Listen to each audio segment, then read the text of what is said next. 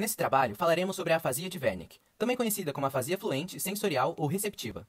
Faremos um apanhado histórico sobre o desenvolvimento dos estudos sobre essa afasia e apresentaremos por quem e como ela foi identificada.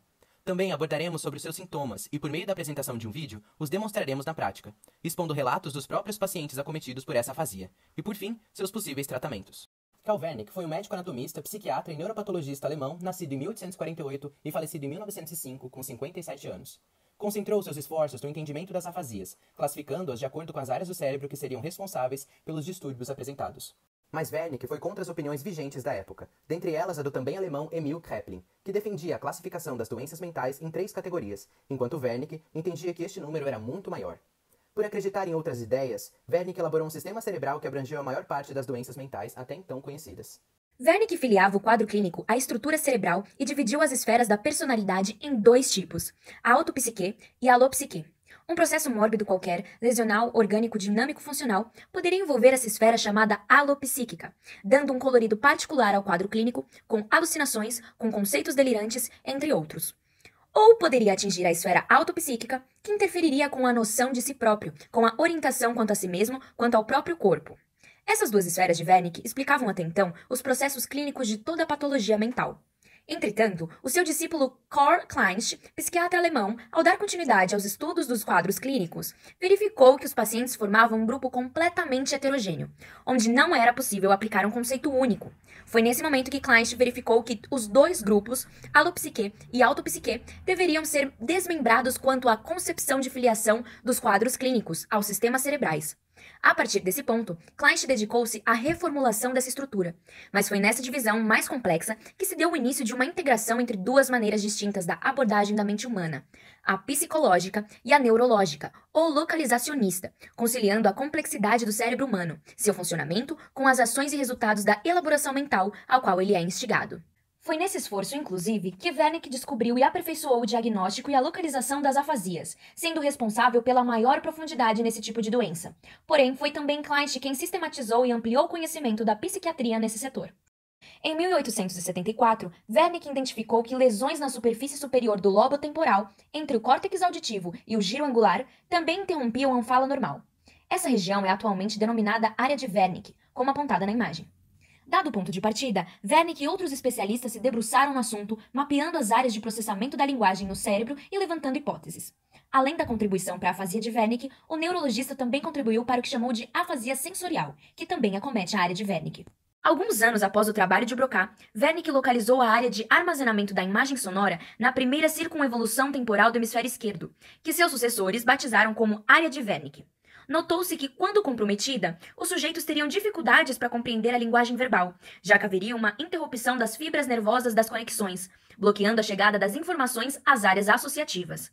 A produção, por sua vez, estaria relativamente preservada, desde que as áreas motoras não estivessem afetadas. Os sujeitos afetados por esse tipo de afasia apresentam geralmente uma fala fluente, podendo variar entre levemente estranha e completamente sem sentido, dependendo da extensão da lesão. É comum o uso de palavras inadequadas ou não existentes, e o ritmo e fluxo da fala, geralmente, permanecem preservados. A expressão é marcada por discurso abundante, fala logorreica e jargonafasia, e pelo grande número de neologismos. Quanto à compreensão da linguagem verbal, os pacientes apresentam dificuldades. Um sintoma interessante utilizado como ponto-chave para a definição do diagnóstico é o fato de que muitas vezes estes pacientes ignoram os próprios erros. Além disso, é comum que os pacientes escrevam do mesmo modo como soam. Por isso, e por uma série de motivos já citados, a afasia de Wernicke pode determinar dificuldades na aprendizagem. Por último, mas não menos importante, é necessário ter conhecimento de que este tipo de lesão não acomete só a fala, a escrita, a leitura e a compreensão. Pacientes relatam sofrer com a imagem corporal e com a compreensão das relações de si e do ambiente em que o paciente vive. Uma vez apresentado o conteúdo teórico dessa afasia, veremos agora como ela funciona na prática. What's this? You know, the big end right there, end of the football. End of the football? It influences the football right here.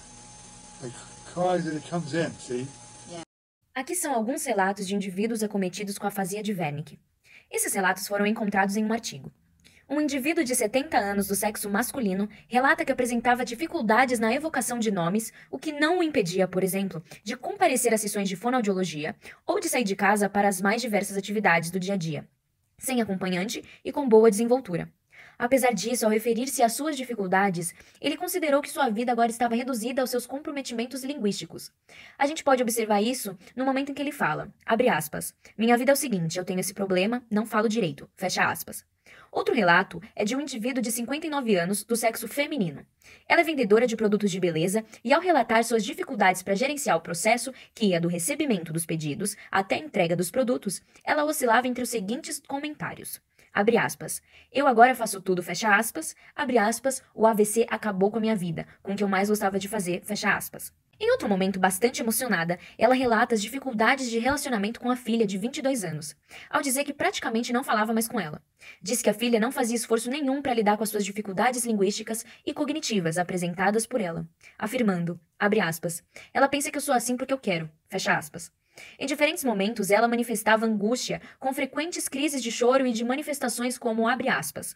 Às vezes acho que não vale mais a pena. No terceiro relato, vemos um indivíduo de 48 anos do sexo feminino que destaca o quanto se ressentia da posição a qual estava relegada, descartada, pelo meio social, uma vez que após o AVC voltou a procurar emprego sem sucesso. Continua dizendo que ajudou o marido a pagar a casa trabalhando, mas que ficou doente e foi despachada.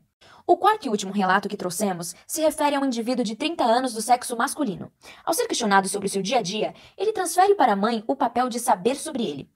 Quando lhe foi dito que seriam feitas algumas perguntas sobre o histórico do acontecimento, que o havia trazido até a clínica, ele diz, abre aspas, agora é minha mãe quem sabe. Eu a paguei 2 vezes e a minha mãe sabe mais do que eu agora, entendeu? Fecha aspas.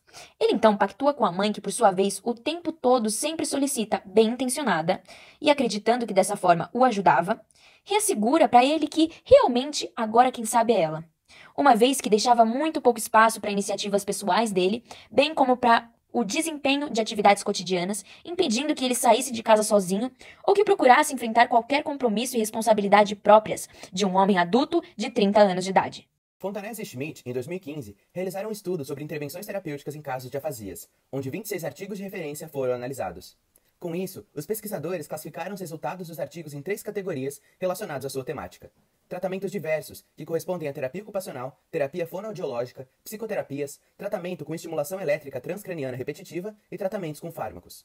A partir dos resultados discutidos, verificou-se que os tratamentos para afasia descritos na literatura recente não indicam a superioridade de uma abordagem terapêutica sobre outra, nem indicam condições do paciente que justifiquem o uso de uma ou outra abordagem terapêutica de reabilitação específica.